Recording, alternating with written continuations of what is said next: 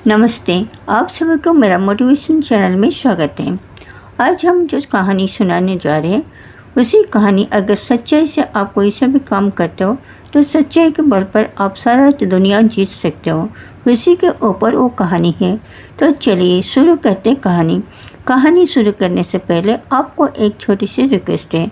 अगर मेरा कहानी आप लोगों को अच्छा लगे, लाइक करें, कमेंट करें, शेयर करें और चैनल को सब्सक्राइब करना ना भूलें। और हमेशा कमेंट सेक्शन में हमारी कहानी से आप क्या सीख पाए उसको जोड़िए, ताकि हमको थोड़ा भी मोटिवेशन मिलेगा वीडियो बनाने के लिए।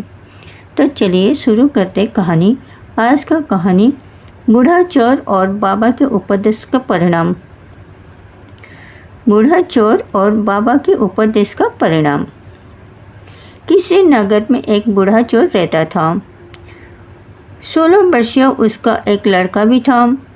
चोर जब ज़्यादा बूढ़ा हो गया तो अपने बेटे को चोरी का विद्या सिखाने लगा। कुछ ही दिनों में वह लड़का चोरी विद्या में प्रवीण हो गया। दोनों बाप बेटा आराम से जीवन व्यतीत करने लगे।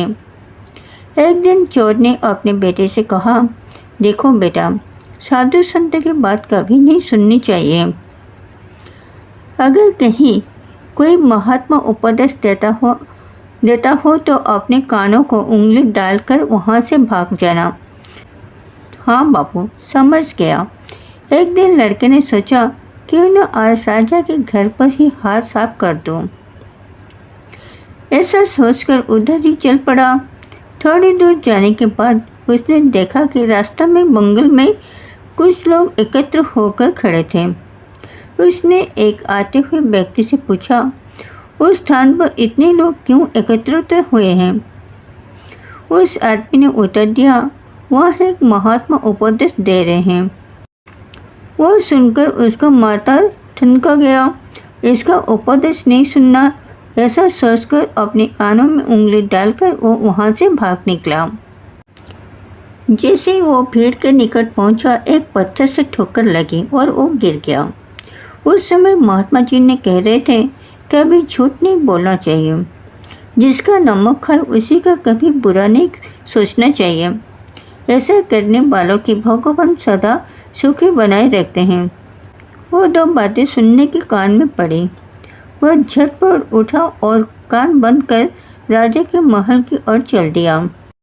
वहाँ पहुंचकर जैसे ही अंदर जाना चाहा कि उसे वहाँ बैठे पहरेदार ने टोका, अरे कहाँ जाते हो, तुम कौन हो? उसे महात्मा का उपदेश याद आया, झूठ नहीं बोलना चाहिए। चोर ने सोचा, आज सच ही बोलकर देखें। उसने उत्तर दिया, मैं चोर हूँ, चोर करने जा रहा हूँ। अच्छा जाओ। उसने सोचा, राजमहल का नौकर होगा, मजा कर रहा है। चोर सच बोलकर राजमहल में प्रवेश कर गया। एक कमरे में घुसा। वहाँ ढेर सारा पैसा तथा जेवर देख उनका मन खुशी से भर गया। एक थैले में सब धन भर लिया और दूसरे कमरे में घुसा। यहाँ रसोई घर था। अनेक प्रकार का व्यंजन वहाँ रखा था। वो खाना खाने लगा। खाना खाने के बाद वो थैला उठाकर चलने लगा कि तभी फिर महात्मा का उपदेश याद आया, जिसका नमक खाओ उसका बुरा मत सोचो।